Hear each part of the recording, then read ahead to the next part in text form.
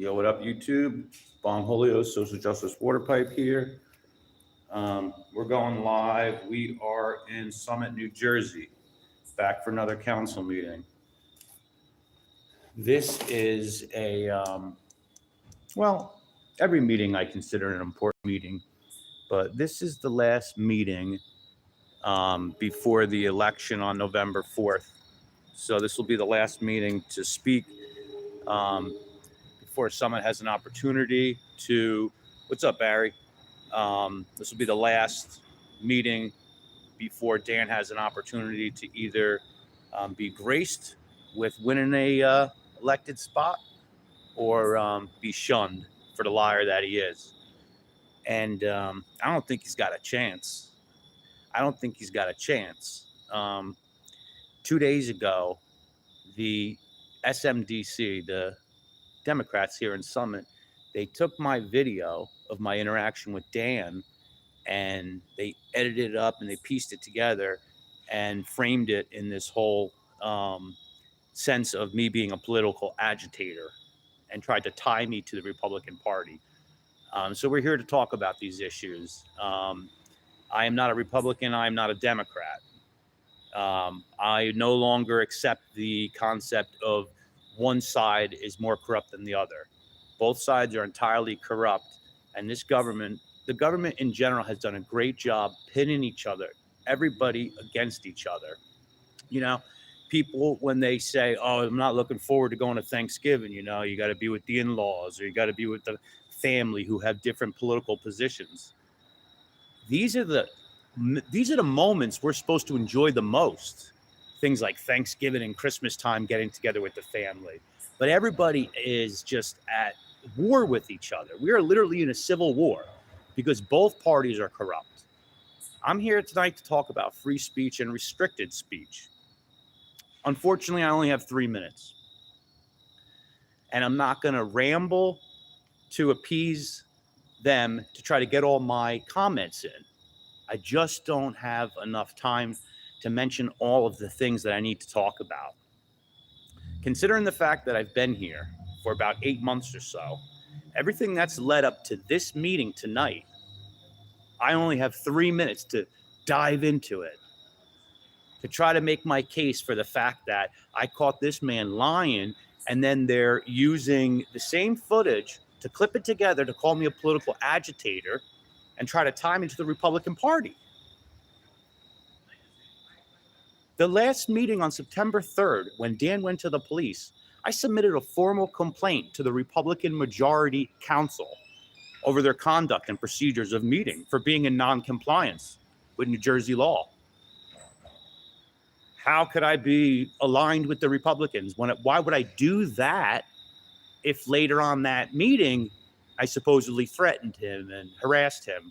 Why, as a member of the Free Press, I asked him if he would ask questions, if he would answer a question about his candidacy. And he didn't even say no. And the reason why is because the Democrats can't talk their emotions out. They know they feel a certain way, but they can't articulate it. And that's a big problem. That means you've been brainwashed. If you can't talk aloud and explain why you feel the way you do, you just know you feel something, right? Talk about not utilizing your free speech, right? And now on the Republican side, we have Donald Trump, who in the stroke of a pen tried to revise the First Amendment by criminalizing flag banning. And I'm not going to burning the flag is a pussy move. It's a pussy move. But cheering on the criminalization of it is even more anti-American than burning the flag. This is how the erosion of the First Amendment starts, little by little. In 1986, Texas versus Johnson, this is when the Supreme Court, after that case, decided that flag burning fell under the First Amendment, right to free speech. Then Congress in 1989 came up with the Flag Act to try to recriminalize burning the flag. And the Supreme Court shot it down again. And then back in August, Donald Trump tried to revise the First Amendment by criminalizing flag burning. And just because it's a pussy move doesn't mean you cheer along for the criminalization of it. This is what free speech is all about. You have to have the ability to support somebody's right to say or do things that you don't agree with. So we've got a lot of problems. We've got a lot of problems nationally, and then it reduces down to states, which reduces down to counties, which reduces down to municipalities. Then we have Donald Trump talking about banning Antifa. Banning Antifa. Now, Antifa, and that's another pussy move, deciding that you want to be a part of Antifa. To me, that's my opinion, right? But you don't ban groups of people who speak out against the government. You can't cheer along banning groups of people, because guess what? Guess what? In short time, I'll be Antifa, because I go around in municipalities with my camera, filming, asking the tough questions, right? And then before you know it, I'm banned.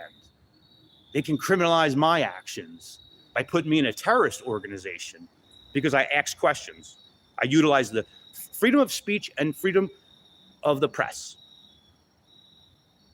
And these rights we will no longer have if the general public cheers along the criminalization of these acts.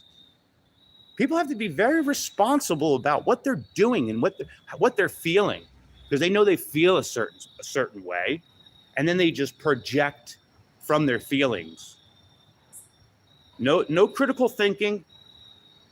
And that's another problem, because the educational system in this country, because that's where it starts off. That's where people are failed early on, right? Schools don't teach people to critically think. They teach them to memorize dates and just regurgitate them. It's almost like a memory task process. You know, if you're a critical thinker, you're kind of shunned. You know, so we have a lot of problems in this country. We have a lot of problems here in Summit. We're going to be talking about free speech. We're going to be talking about restricting speech. And again, I only have 3 minutes. So I'm not, if you guys can tell, I'm a little upset. I'm a little heated because it is of grave concern that this country go in the direction that's best for all of us. Because for some reason, with politics, they figured out a way to make everybody be a part of it. You must pick a side. This way, when we ban the other side, we can at least have people support it.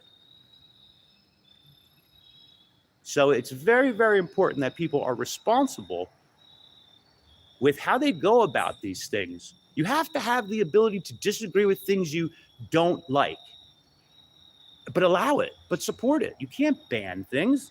You know, part of the clip that they made, this video that the SMDC, the Summit Democrats, made to try to shame me and call me a political agitator, they shamed the council for not restricting my ability to go up to the podium and speak. Like, what? Like, you gotta be kidding me. So what's up, Vinny? So we got a lot of issues and we're gonna get into it. But I'm not gonna ramble in my 3 minutes because it's just not enough time. Everything that has led me up to this night, I have so many things to say. I'll never get to 75% of it. So I'm not gonna rush through my 3 minutes. I'm not going to ramble and stumble over my own words. I'm going to accept the fact that there's going to be a million things that I'm not able to address because of the time frame, because of the restricted speech. So yeah, I'm a little upset tonight, but we're going to get into it all tonight. We're going to get into it all. How are you? I thought that was Christopher from behind me. I was like, oh shit, the man. But that's the problem, right? You can't decide that. This is my opinion. You cannot decide that you're a part of one political party in this country and not be willing to call out the bullshit coming from it, right? I was excited about this guy, Kash Patel, being the FBI director. This is the worst FBI director in the history of this country, right? I watched a thing recently where he was on the news and he's talking about the Charlie Kirk incident and how they're doing the investigation, and there's people online who are causing difficulty by spreading misinformation and this and that. So he called them anarchists. And he referred to social media as a cancer. This is the same guy who was making a living appealing to the same audience, us, the people who watch these videos, so people can ask these important questions. And then you have the governor of Utah, who's constructing legislation to try to restrict the social media and YouTube and people who are, talking about certain subjects. Viewpoint discrimination, baby. Let's get it on paper. I mean, I don't think everybody's paying attention. I really don't. But we are at a very grave crossroads in our times, and we cannot support the criminalization of free speech. We cannot support the criminalization of groups that are against the government. It doesn't matter what side you align with. You are being irresponsible if you are not willing to call out the side that you claim to be a part of. How could you be a Democrat and have your fellow Democrats laugh at the death of a man who stood for free speech? How could you not call them out as another Democrat? I mean, people are not doing their part. Would you want to be associated with a group of people who embarrass you? I mean, that's a big part of whatever you call when you are part of a community. You have to be willing to call out people of your community who are making an embarrassment for the rest of us. And that's party politics all day. So what time is it? Let's get in there. I think the meeting probably already started. No, it's 7:25. We still got 5 minutes. But yeah, man, I'm heated. I'm heated tonight. I'm upset. And I'm not going to hide it. I'm very upset that I only have 3 minutes tonight, considering all the things that I need to address. It's the last meeting before Summit decides whether or not Dan's going to be elected. And I know they're going to make the right decision because they're not idiots. People are intelligent. You can't treat them like fools.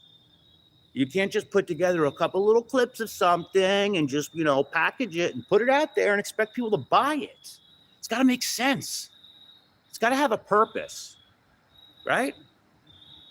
That's why there's a lot of young men who are leaving the Democratic Party, and they're shifting to being a Republican, because the Republicans with Charlie Kirk's assassination, he showed that he was willing to die for a purpose. Free speech was important enough for him to die for. What the fuck does the left offer? What kind of purpose do they have for young men? What are they willing to die for? Fucking pizza on food stamps, on SNAP? I mean, you got to have a purpose in life. I don't know if Dan's here, Vinny. I just got here maybe 15 minutes ago, and I'm just doing my little before the meeting, whatever. Talk with all you guys. Talk with my audience, my family, right? Just kind of loosen up a little bit and, just kind of break myself in, because I'm a little upset tonight, and it's mostly because of this 3 minutes. I just don't have enough time to address nothing in 3 minutes. So, I'm going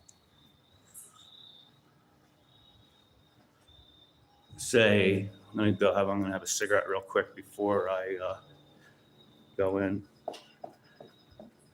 And I ate 20 milligrams of edibles, which isn't a lot, but they're the hash rosin gummies. So they're going to start kicking in probably like 15 minutes. Yeah, nothing's funner than going to a meeting with like 20 milligrams of hash rosin edibles in your system. That's to me, that's it, man. That's like popcorn in movies for me. 20 milligrams of edibles, not too much. Not such a little amount that you don't feel it, but it's enough to just freaking settle in and enjoy the shit show.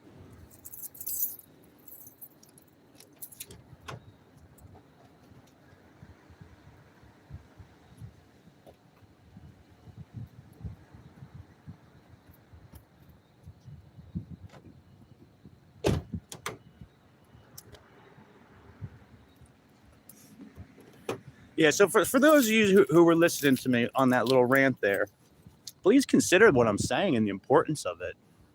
You have to be willing to call out people in your own party.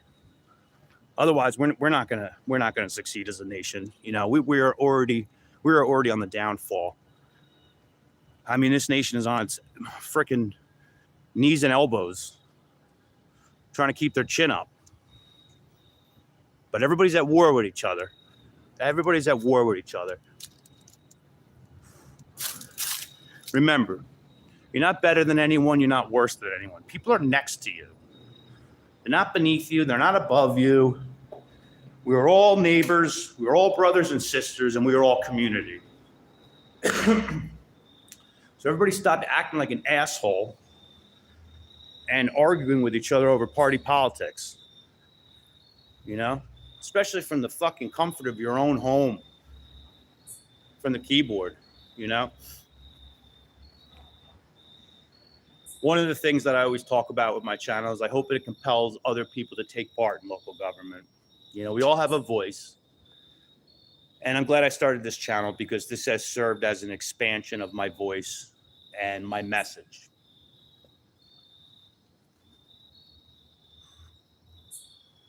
But yeah, man, I want people to take part in local government.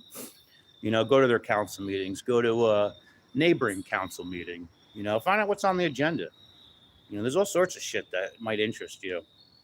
One of the things I know that I've been watching municipalities do all over the state is they're really hardcore trying to get some restrictions on e-bikes because that's out of control for them, you know. So all the townships, all the municipalities are pushing e-bikes, right?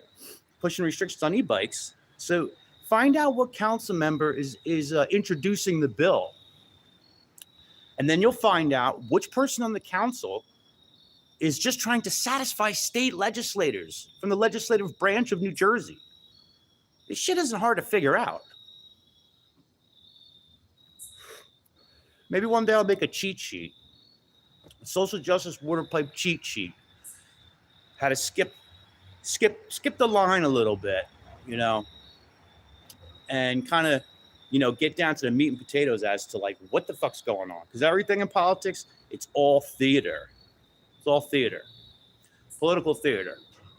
Political theater is something that I utilize myself. I love political theater. When I go in there and I perform a song or I have some sort of a prop and do some sort of a skit, it's political theater. And that's what they're doing. It's all drama. It's all theater. These are the bad actors in New Jersey government. And I always say, man, you know, I'm a simple guy. I would like it if better looking people were on these councils and stuff like that. Councilwoman Hamlet, she's a beautiful woman. She's running for re-election. I hope she wins. You know, some of these meetings go really long. You know, I don't want to look at ugly faces in every municipality across New Jersey. There's a lot of ugly faces in New Jersey politics. What up, Rami? It's my boy. Neither party works for citizens, they work. Yep. Let me read some of these comments. I wonder how you guys feel about this. Huntington, I never thought I'd have a YouTube channel except the disgusting actions of two supervisors just made me decide to expose them. Word. Huntington, one of my favorite viewers. Always look forward to your comments. Good speech at Edison last night. Thank you. Thank you. I'm working on the final edit for that video. Try to calm down before you redress your grievances. That's my favorite comment so far. This is why it's good to do these videos before going in, because, you know, like I said, you guys are my viewers, you guys are my family, you guys are the ones who back me up when I go in there. You know, might not be there in person, but a lot of you stick through the meeting with me, and I just think that's the coolest thing. You know, and sometimes it'll only be like 14 people, but they will be on for like over an hour, and I'm like, this is the same 14 people, and they're just digging it. You know, like that's mad cool. If there was 3 people who were there the whole time, I would think that was great. You know, I'd feel really happy about those 3 people, but, you know, usually it's at least double digits. You know, my channel's small, you know, but everything in life is quality over quantity, right? It's all about the quality of things. It's not about the, you know, length of time you've known someone or the relationship with someone in terms of, you know, the length of it. It's about the quality of it. You ever have a really meaningful friendship or relationship with someone in such a short amount of time? You know, you almost feel like you've known them forever. It's because the quality is A par. It's A+ quality. So So yeah, thank you, Huntington, for that comment. Yeah, I got to try to calm down and relax a little bit before going in there, and hopefully I got a little bit of the steam out saying all that shit to you guys. And I think that was kind of the purpose, because again, it's the 3 minutes that's upsetting me, and I'm not going to be able to mention everything, not even close to enough of stuff in 3 minutes. So at least I was able to mention it all to you guys, and I think that kind of pretty much covers it up, covers all of it, just to give you a little background and insight as to the thoughts that I'm thinking and what's going on in my head before the meeting tonight in Summit here. So let's put this cigarette out and get in there. Hey, how are you? Why? I'm live, just so you know. Okay. I don't know. Why everybody here sucks. Everyone sucks. Yeah, this is Dory. Sucks. Dory's the best. Yes, And she's right. Everybody does suck. And they're all angry. They're all angry. I just told all the viewers, like, I have so much I need angry. to. So and much now they're stuff I need attacking to me get like to. I'm a council person. Yeah. Oh yeah. So Dory, I know, they got my Councilwoman. Oprah my email. Like, why? No, the Councilwoman Michelle shamed her from the dais. Yeah. The last she meeting. slandered me. Slandered and defamed her. Why? I'm just a She's resident. she's not even running. I'm a resident. I was slandered and defamed. I'm not running. Right, I got why no are we stake in the slandered game. and defamed? We're just like I have no dog people, in the fight. right? They're telling me I'm aligned with the Republican Party. At the last meeting where I supposedly threatened Dan, I filed a complaint against the Republican majority council. I know you And came these here to attack idiots- the Republicans. The whole I was attacking the Republicans meeting after meeting. And until I dealt with the restricted speech from the Summit Democrats Facebook page, then everything went haywire, because they know they feel They're something, liars. but they can't talk about their feelings, because the Democratic Party just feels something.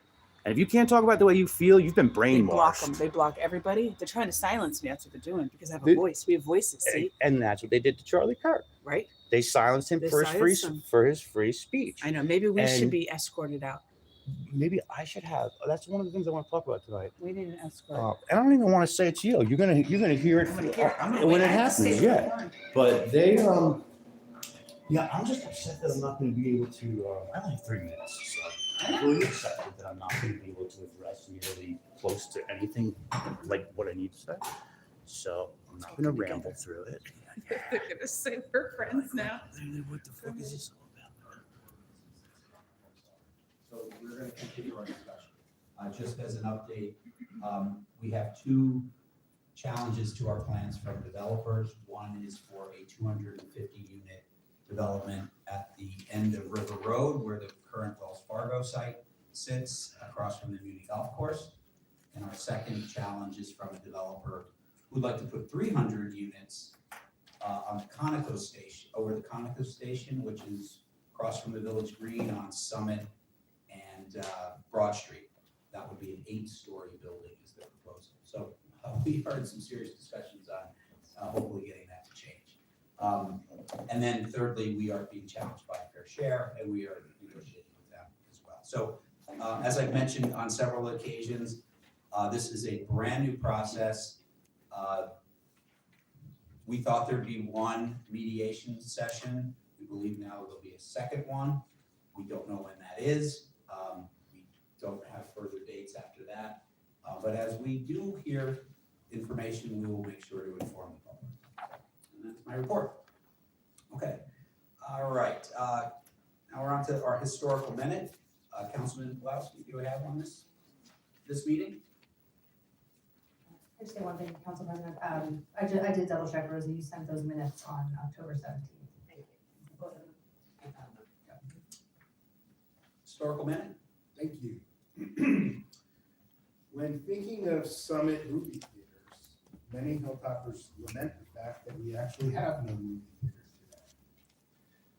The Clearview Beacon Hill 5 may come to mind for some. Located at the site of the old Crest 5 and Dime store on Springfield Avenue, Beacon Hill 5 operated from 1997 until 2013. And with an ownership change in 2013, it became Bowtie Cinemas until 2016. Now you know it as West Elm. Old timers will surely mention the Strand, also on Springfield Avenue. Strand opened in 1925 and operated until 1986. I can recall a tedious 3 hours viewing Out of Africa in 1985 with my parents as plaster fell from the ceiling. When I finished my Twizzlers, I wanted out of that theater. Here's that site today. But there was another. The Lyric Theater opened on April 10th, 1914 on the corner of Beechwood Road and Bank Street. I believe it was Summit's first moving picture theater. Here it is again, with a view facing north on Beechwood. In the circle, you can see Council President McTierney's first car as he made the drive from Basking Ridge to catch a matinee.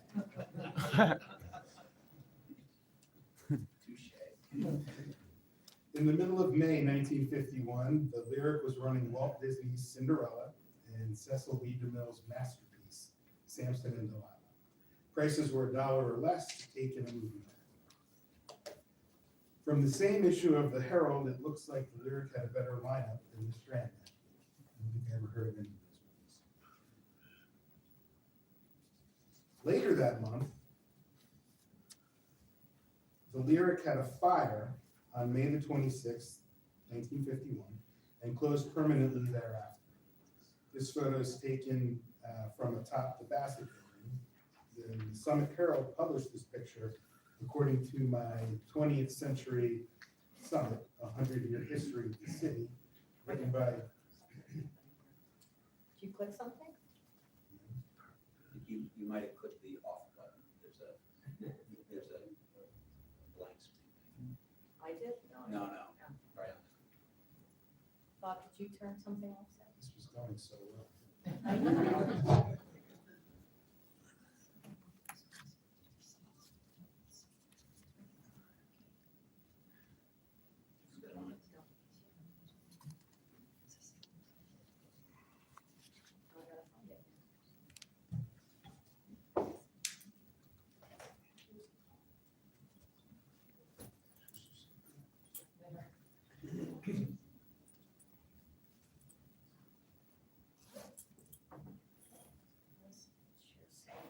I think we lost connectivity. Okay, I think there was only one more picture.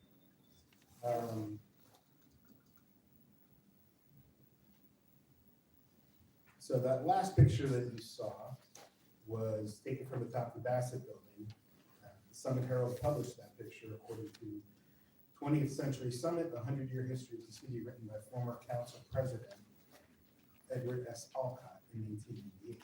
I can only speculate that the fire occurred during renovations that the Herald reported were to come earlier that month because the May 24th, May 31st, June 7th, and June 14th, 1951 issues of the Herald are missing from the Free Public Library's archives. Perhaps Mr. Alcott borrowed them, but never returned these primary sources from the UNESCO.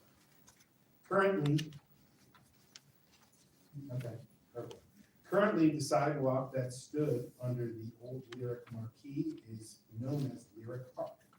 And the Bank Street parking lot stands where perhaps a 2-year-old Harold Baldwin, city administrator Baldwin's dad, and or some of his cousins ate popcorn and watched Cinderella in Technicolor. So in case you were ever wondering how Lyric Park got its name, it is not for the troubadours who entertain us every summer. It is a nod to Summit's rich history.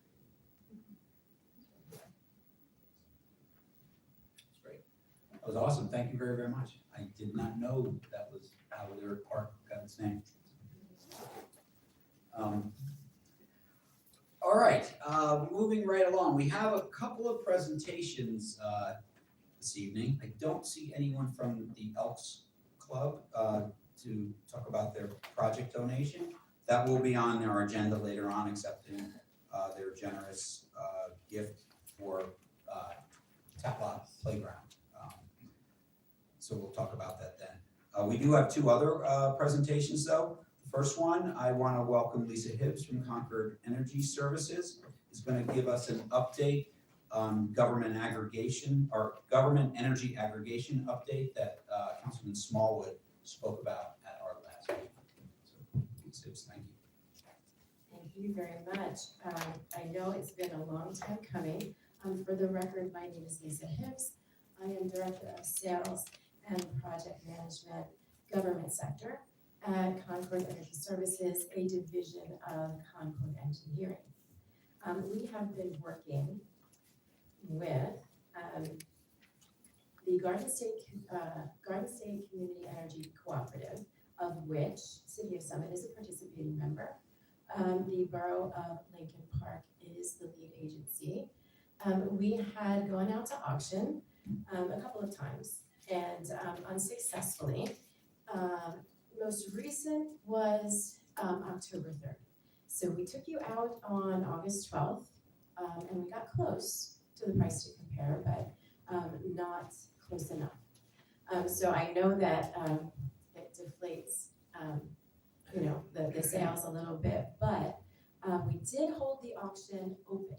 We did not dismiss everybody. We just said no award today. The bid documents did allow us to advertise another refresh auction, which we took pricing on October 3rd, and we were successful.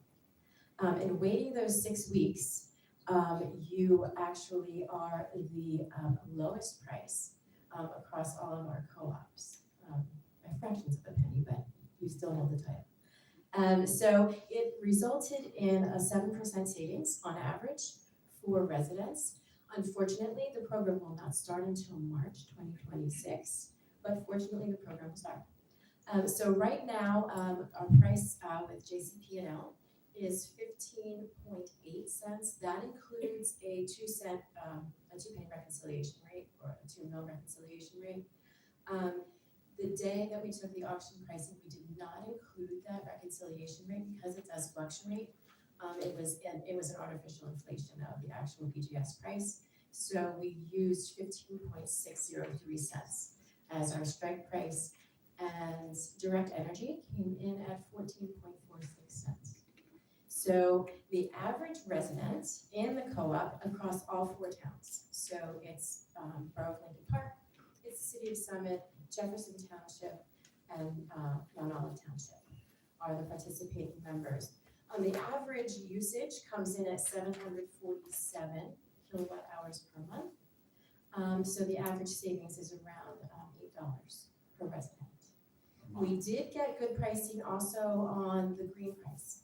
We have an option for residents to opt into a 100% green product. It is optional. They have to take action in order to opt into that. That price was 14.61 cents, or a 6% savings on average.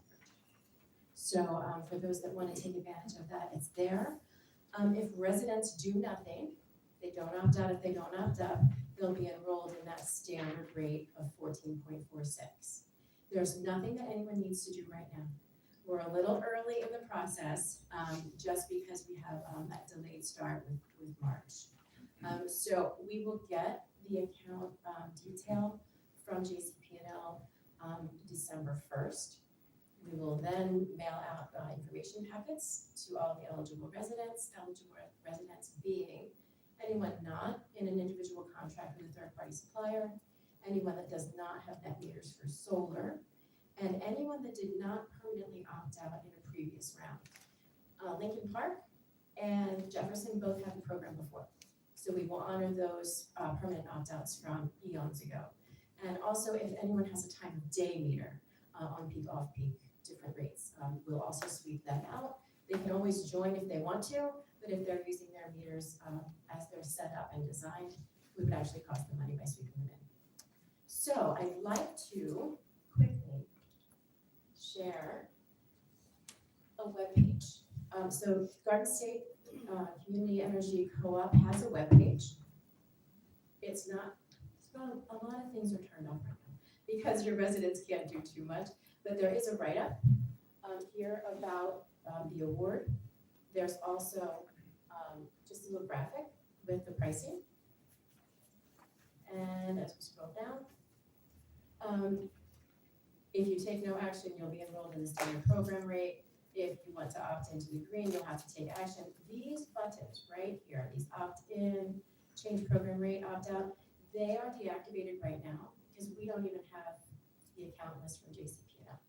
once we have that list, once we get ready to do the mailing, those buttons will be turned on and activated so people can use that.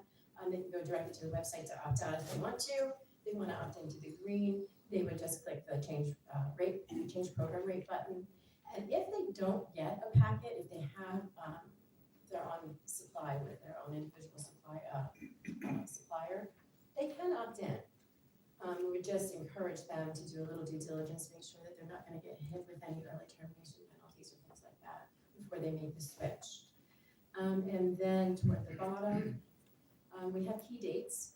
Right now, I'm working with all 4 towns to identify outreach dates, to do some town hall style outreach presentations. We show a video. We will show that also in Spanish. We will also provide the information packets in English and in Spanish. And we will post all of that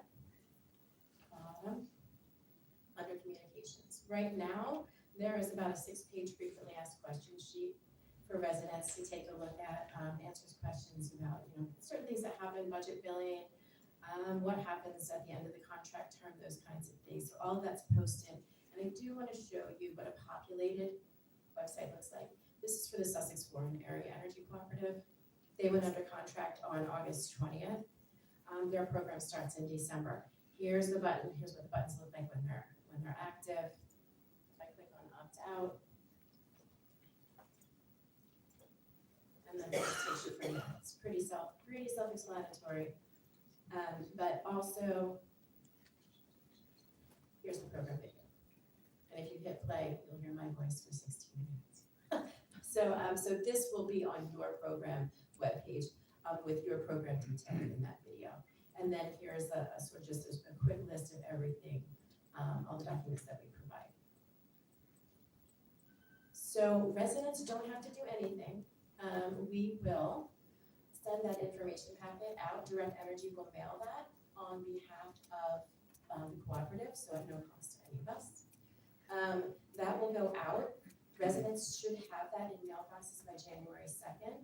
The 30-day opt-out period runs January 2nd through January 31st. During that opt-out period, nothing is happening with an account. It's still with JCP&L. So they're taking that time, coming to outreach presentations, watching the video, doing all their due diligence to make that decision. Anyone that did not opt out at the end of that 30-day opt-out period, that's the list that we provide to JCP&L and say these are the folks that we would like to have switched into that 14.46 cents through the Garden State Co-op. And then it won't be until March meter reads, which, by the way, start in February. They start February 26th and run through March 26th. So that's when accounts will actually be switched over to the program rate with Direct Energy. So residents won't see us on their bills until April. And it's a 19-month contract. And there is, if we find, I would hope, if we find that base generation service price does dip below our program rate, if we get so lucky, we will go back to the supplier and suggest that they also reduce their rate. They can tell us, no, we can't do that, in which case we can end the program early. We've done it once before in our 10-year history, but it has been done. So your contract does allow for that negotiation. Thank you. Any questions from anyone, council, for Ms. Hibbs? I just want, Lisa, can you talk about the engagement community in person? Absolutely. Because this is your first time through, we highly recommend at least 1, possibly 2 outreach presentations. You can have one at noon, you can do one the same day at 4. Perhaps at a senior community center or a big community center in town. You can do it in advance of the council meeting. However you want to do that, but we do suggest doing at least 1 town hall style face-to-face kind of a meeting, just so that folks understand that it really is something that the city of Summit got behind, does not profit from in any way, does not pull away any resources from the city either. We will also do a couple of Zoom presentations. But sometimes when you're logging into Zoom, you're not sure exactly who's running the Zoom meeting. So having those in-person meetings mean a lot, especially your first time through. And in addition, we can link all this information to our city website as well. Absolutely. So I just had a couple of questions before I talk more general. So given that we don't start till March, when do you anticipate these mailers might go out? Would that be in January or before? January 2nd is our target date for in mailboxes. It might be a few days before. Our target with the printer, with the mail house, is December 22nd. It will take them a minute to print them, and then it will take our US Postal Service, I don't know how long, to deliver them. So we give them a lot of time to get those delivered. And just to be clear, when you say they'll see your name on the bill, they're still getting a bill from JCP&L. Nothing's going to change from that perspective. They get it in the mail. If they want to pay it, the way they pay it, all that remains completely constant. It's just the provider of the energy through the JCP&L pipeline changes. Perfectly put, yes. And if anyone is on an assistance program for their utility bill, that stays the same as well. So yeah, we don't, when we get the information from JCP&L, I just want everyone to be aware, the only information that JCP&L shares is a 20-digit customer number, the account holder name, the mailing address, and the service address for that account. We don't have phone numbers, we don't have financial information, we don't have emails. So just wanted to make residents aware that the information is very limited, and it's also protected from discovery under open requests. So that is insulated from that as well. Thank you. Other questions or comments from council? Councilman Pulaski? Thank you. Thank you, Ms. Hibbs. And I also just want to take an opportunity to thank Councilman Smallwood for his persistence in bringing this energy aggregation program to Summit and the 7% savings that our residents will begin to realize in March. He also asked me to encourage residents to consider opting into the green program, which will lower your savings, but only slightly, and will pay dividends in preserving the environment. Good point. Other comments? Yeah, I just would wrap up two things. One, when Councilman Smallwood approached me about this last year, I was a big proponent of this when I was on council a long time ago. It's no surprise to anyone that our energy bills have gone up a lot over the course of the last year or so. And, argue whose fault it is, but a lot of this, it's government policies create problems and we're paying for it. However, government can sometimes fix things. And this is an aggregation program that the government put together about 15, 20 years ago to allow municipalities to aggregate their, to bid for energy rather than the poor little individual fighting the big utility companies. Now it's thousands and thousands of people who can aggregate their bid to get lower prices. So it was a great idea. Sometimes the markets work, sometimes they don't. And back in the teens when we looked at this before, the arbitrage went away. But now it's back. And I think this is a fantastic thing. Look, on an average utility bill of, maybe this is going to save you $90 a year. I'm happy with $90. It's better than not having $90. And again, this is something that residents really don't need to do anything on. Their life will not change. And as I mentioned, or as Councilman Pulaski mentioned, for those who want to make a green option, your savings will be a little bit less, but you get 100% green energy production too, and save money off your current energy bill. So that is a win-win. And I want to thank Councilman Smallwood for really driving this. This has been, almost a year? The co-op was formed in 2023, and shortly thereafter, I believe we came to Summit, yeah. Yeah, So it's been a little slow going. Yeah, and so this is, this takes persistence and patience and such, and we're not through with the process yet. As Ms. Hibbs says, there'll be outreach to the community. We'll have several of these open houses or community outreach things, so people can be very, very comfortable that nothing will really change for them. If they so choose to do nothing, they'll be opted in, and they always have the option. If they don't want to save the $90 on average, they don't need to. It's a free country, so you can. You can give it back to the, Exactly right.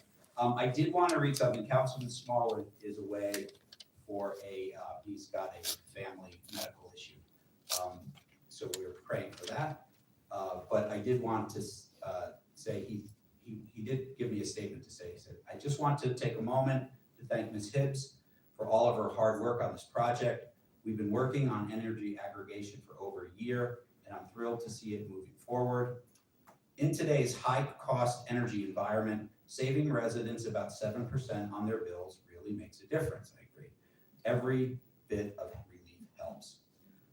And when you combine this with the solar presentation, stay tuned, we're about to have, it's clear we're just not lowering costs, we're also reducing our carbon footprint and moving Summit towards a more sustainable future. Thank you again to everyone involved for helping make this possible for our residents. And I echo those sentiments. thank you very much. Thank you, Lisa. All right, we've got on our agenda. This is our third presentation. This is entitled "Exploring the Viability of Solar Projects on City Property." We've got Bill Klein from Bespoke Energy, who's going to Bespoke Energy Solutions. I'm sorry, is going to speak, and Scott Clark Show from Sodell Partners.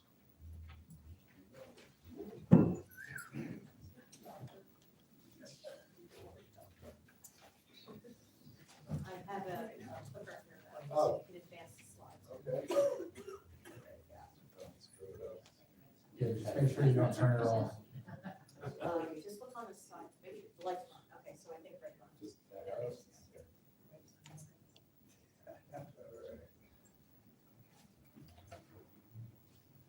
So, good evening, everyone. My name is Bill Kine, actually, there's no L. And I'm with Bespoke Energy Solutions. We are a solar development and EPC company. I personally am a longtime resident of Summit.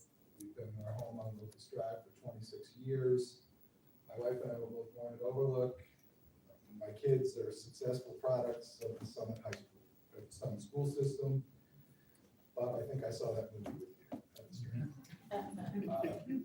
So we're joined also tonight by Dr. Scott Clark Shade of Sodell Partners, also a longtime resident of Summit. We've had conversations over the years with various members of council and the communities independently. Scott and I don't know each other. We met tonight. We did. Although we had spoken. Yes.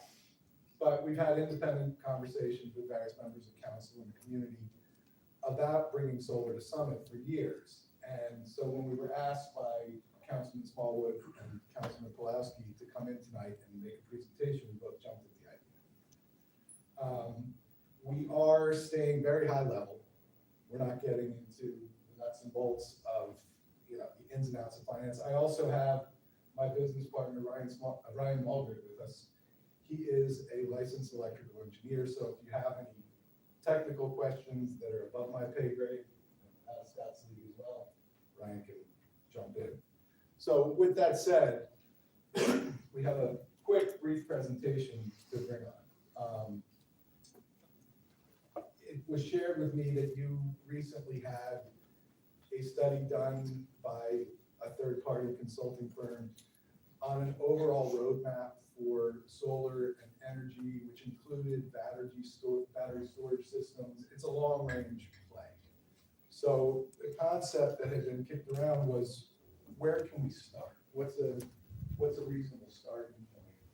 And after, ad hoc conversation, we realized that the rec center is a good place to look at. Just to consider the viability of that. All right, we're just taking a little break for a second because I'd rather talk to you guys for a minute just to give you an update as to what's going on in the room and around me. And literally, you're not missing anything. I'm not missing nothing with that presentation, Jesus Christ. So the current status of the room is it's pretty packed. It's actually a lot of people here. Both sides of the room are packed. Dan is not here. Dan is not here, which is interesting because, again, this is the last meeting before the election. Jacqueline, who is a running mate of his, who's also a candidate, she's here. The other Democrat who's running is Chantel. She's not here. And Chantel on her Facebook page, her council page, she wrote, she gives council relays, and I never see her at the meetings. So I comment on one of the videos. I said, why are you always giving relays when you weren't even there? You know what I mean? Like, I actually went to the meeting. Like, I could give you the relay, and you're also leaving out all the important stuff. But she privately messaged me to answer me.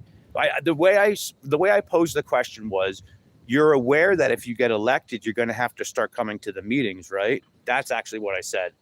And she private messages me and writes, I watch the meetings from home, right? So she actually didn't even answer me, right? So I just wrote back, I'll mark that down as a presumptuous yes. She's gonna have another cigarette.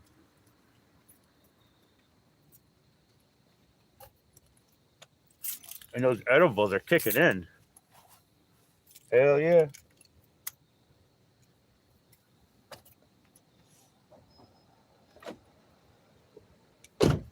Yeah, and there's people still pulling up.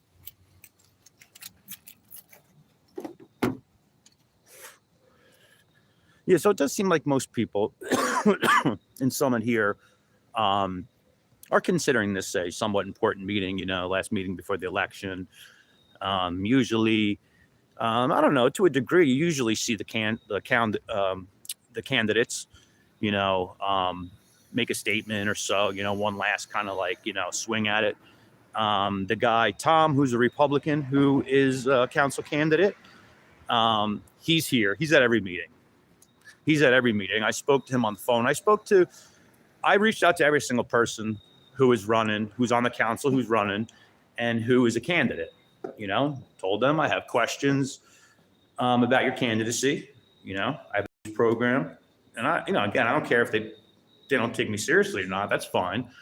But every single town I've been in, I seem to yield some wild results. Whether it be Edison and the flag banning, or Summit here with Dan Cristofelli lying on a police report, me catching him.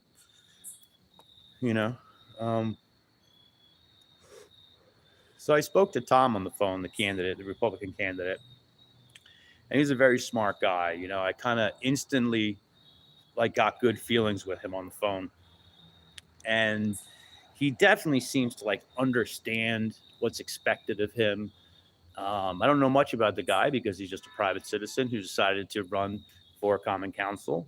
So he's a lawyer too, and he's a smart dude, and he was we were shooting some things back and forth, with legal interpretations of stuff. He actually had an interest in, what I was doing, and the work that's led me to, travel around and go to these municipalities and, do it for purposes of government accountability and transparency. And he was cool, man. He actually had, we spoke for a half hour, and I was only trying to really get 10 minutes out of him. So, so that kind of consideration, or, because the thing is this, right? In life in general, it's about treating people well. If someone's asking hard questions and stuff like that, if you don't want to answer them, you should at least say no comment. Be nice about it. And when I had asked Dan that night, Dan, did you answer a question from a news story? I'm working on a story about candidates in Summit. And he wouldn't even say no. He wouldn't even say no. He wouldn't even give me that respect. It's like, what do you expect? And then all of a sudden, I made some music videos about him. And he got all butthurt. Tried to set me up with a police report. But I nailed him. I nailed him because he didn't know the camera was still rolling, man. I love it. I love this story. I love what has happened in Summit. I love what led me here in the first place. I love how the whole thing's transpired. Totally challenging both parties, Republicans and Democrats. And then seeing the response from the community. You know, when I was challenging the Republicans for 8 months or so, 6 to 8 months, something like that, meeting after meeting on public record, putting it on public record, hammering it home, right? All the Democrats who are loudmouths, you know, because there's always loudmouths, there's always mouthpieces of the party that sometimes don't know how to keep their mouth shut. And that's where I'm talking about calling people out who are associated with your political party. These loudmouths that actually aren't helping the cause. But these loudmouths were like, oh, I'm so happy there's a new source of news in Summit. So glad you're here. Your videos are so entertaining. I love how you do this. I love how you do that, you know. And then the second that I started looking at the Democrats, because I realized they had restricted people's access on their page, Summit Democrats page on Facebook. Now that's considered a private entity page. It's not a governmental page. Now if it's a governmental page, they can't block you. So that's considered public record. So they have this, you know, I don't know if loophole is the right word. They have a layer of protection by exchanging all their information, all their ideas, supporting their candidates, and doing it on that page, and then restricting people's access to be able to view that page, to be able to receive that information at the same rate that the rest of the community is receiving that information. So when they restricted the speech on the Summit Democrats page, it became an issue, right? And when I found out about it, one of the things that I wanted to work toward was getting those members of the public reinstated into the page, allowing them to come back, you know? So I speak to the chair of the Democratic Party, the SMDC, Greg Barton. Dude's a total chump.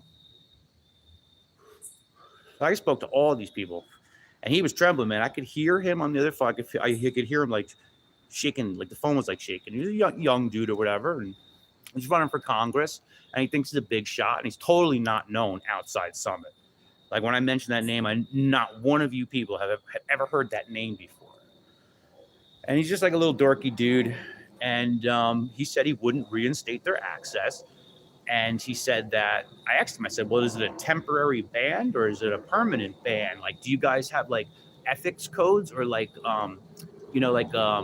rules and procedures as to how you handle people who express First Amendment right to free speech? You know, like what are your guidelines as to what makes you decide that you block someone? You know, it's very important to ask that question and try to get some insight as to what was taking place. You know, and the funniest thing is the people that they blocked were Democrats, people of their own political party who were asking questions and going against the grain, not falling in line, right? So when they called out people in their party, they got shunned, right? When I started asking questions to the Democrats, everybody in town who were Democrats shunned me. The same people who supported me and were happy that I was here threw shade on me publicly, privately. One black lady told me that I'm a white misogynistic male because I wouldn't be her personal private investigator. She started telling me about the cease and desist letter that Councilwoman Hamlet, who's on the council, the lady who I like, she sent me a cease and desist letter to restrict my speech. The lady sent me all the information, right? And it was like, you're slandering her, you're defaming her. You know, you're saying things that you know aren't true. If that could be proved in court that you're saying those things to slander someone and you know they're not true, that's a defamation case. That's how that works. So she had a defamation case, and she gave her a cease and desist letter. You know what that means? You better shut your mouth, right? Because free speech does have restrictions on it, right? If you're slandering someone and you're saying these statements about a public figure and you know they're not true, you are committing slandery. You're slandering them. You're defaming their character. And then it's at a cost for them personally, possibly even financially. But their reputation as a public official is a currency into it of itself. So they did the same thing with me with the political shaman. Same thing with the political shaman, calling me a political agitator. a political agitator, you know, because that's what the Democrat Party does. They operate on emotions, right? All that stuff I said at the beginning of this video. They know they feel something and they got to make you feel something. They got to make you feel what they're feeling. You know, they just got to do it. However they get there, they got to make sure you're feeling what they're feeling. So they defamed me, right? By calling me a political agitator. Basically telling the public that the only purpose of me being there was to agitate the process, right? You know what makes good elected officials? You know what makes good public service? Agitators, public nuisances. Those are the people that help these elected officials become better elected officials. I mean, if you don't want the job, you know, you want to turn around and run away from it all, then you didn't know what you were getting into, you know? And ultimately, after calling the Republicans out and speaking to them on a normal level, right? They were all just good people. They never shamed me or anything like that. They just never attacked me, nothing like that. And I was criticizing them on public record, meeting after meeting after meeting. And they took it like champs, which shows that they have integrity as individuals, right? I'm not focusing on the political party. That's who they're aligned with. That's whose team they're on. And then you see the dynamic and the structure of how party politics and the community who assign themselves as part of one of these groups start to respond in a certain way. And that's what the Democrats have been doing here in Summit. Everything's acting on emotion, push emotions, political agitator, this, that. Making a video saying that they welcomed me with open arms instead of restricting my speech. You got to see the video. I'll somehow, on my final video that I make for this video, I will take that video and I will put it in it, and you will see exactly what I'm talking about. Like, what has happened to this country? What has literally happened in this world? You know? Like, it's wild. And not to repeat myself, but like I said earlier, Charlie Kirk died for free speech, something that he considered worth dying for. And young men, naturally, want a purpose, something that they're willing to give it up for. You know, that's why people join the military. You know, and if you say, oh, he didn't say women, he just said men. Yeah, I'm talking about men.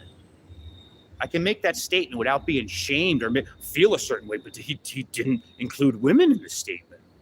There are women who go to the military. There are women who want to have a purpose. This is the stuff we're concentrating on, framing everybody in a certain context, you know, so they can get their emotional needs fed.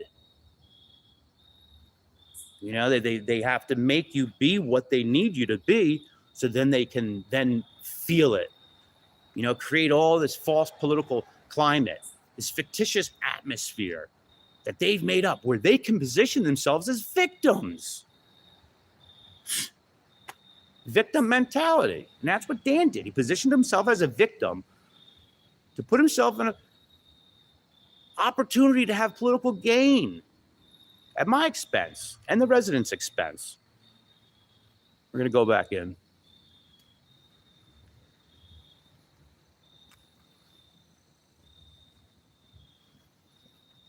Appreciate you all for watching. The 14 people that are in there, you guys are the best. Let's get back in there.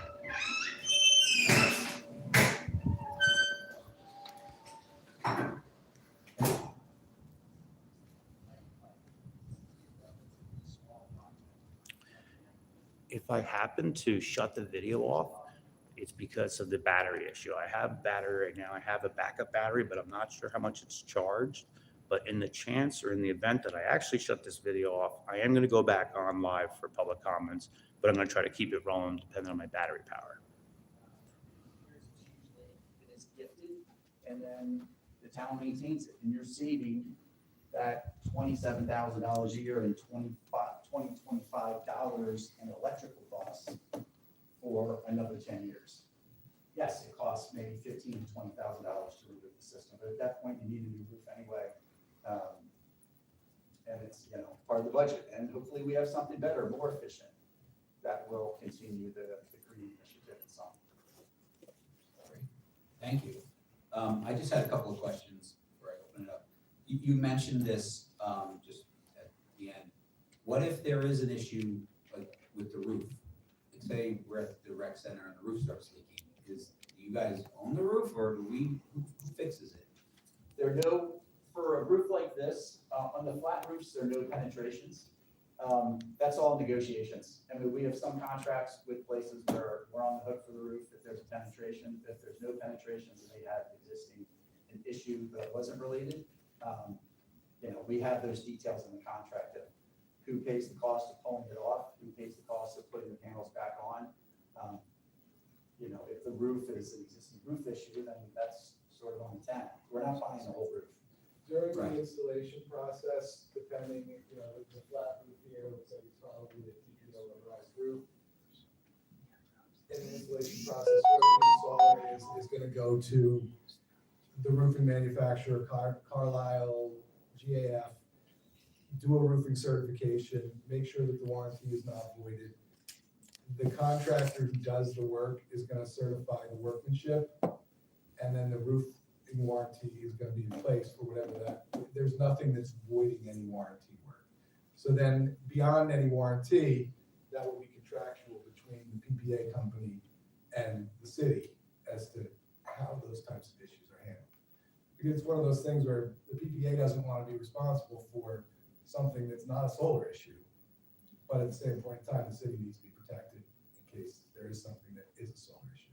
But you'd be surprised, for as many millions and millions of solar panels as there are on the roof, it's really not a big problem. It's been dealt with, so.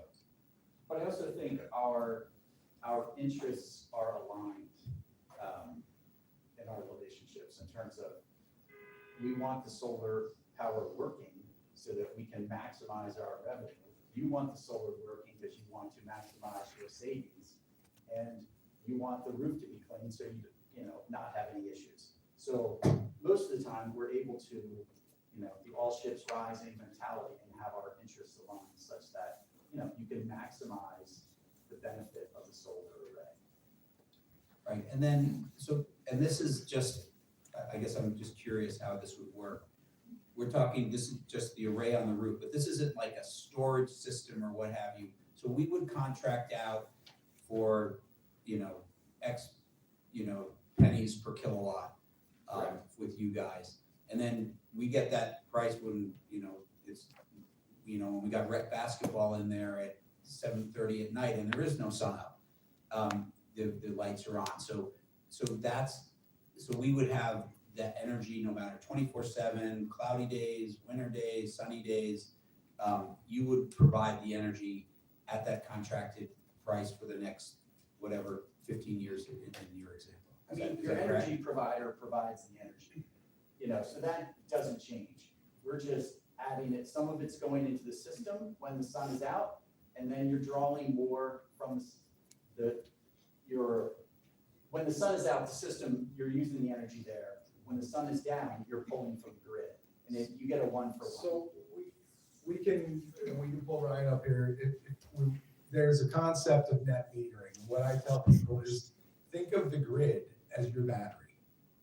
When you're producing energy during the day and the kids are all in school and there's nobody in that gym and the lights are off and it's producing and it's pumping out power, it's putting it onto the grid and you're being net metered, you're accumulating credits with the utility. Okay, that's how it works. Sorry. Once night rolls around and you're buying the power off the grid, those credits are being applied to offset the cost of the power or the energy that you're pulling off the grid.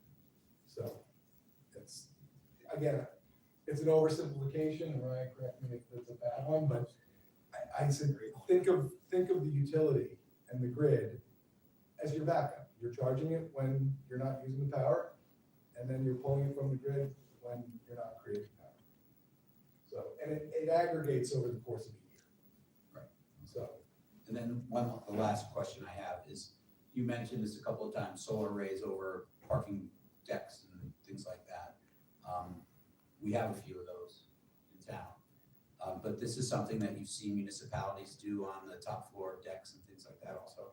Yeah, I mean, we've seen municipalities do it, I mean, private entities do it. And if you've ever gone to the top deck of the Short Hills Mall, you parked on it.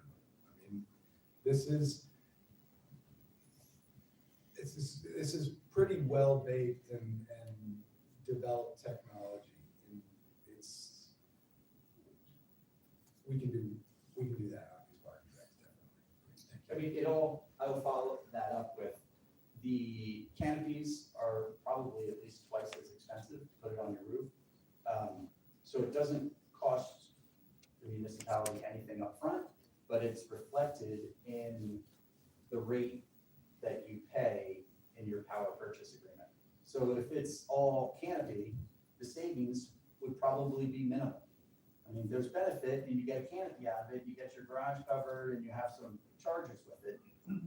But the reality is, it might be a 10% savings on your electric bill, which isn't nothing. And we're still doing good for the environment, but those sorts of, the canopies are expensive as opposed to just putting it on your flat roof. Any other questions or comments from council? Councilman Kowalski? Yeah, just one quick question. You guys could include in a deal like this charging stations, right? Correct. Yeah, that's becoming standard protocol, especially for municipalities. So, with the rise of electric cars and that percentage is just gonna keep growing, I think it's an important benefit to our infrastructure as a city, to have places where people can charge their electric vehicles. Yeah, and I've worked on projects in the past with other municipalities, specifically down in shore towns in South Jersey, where they're using them as revenue streams. You're putting in level 1 chargers, you're not gonna do level 2 where they're gonna charge quickly, and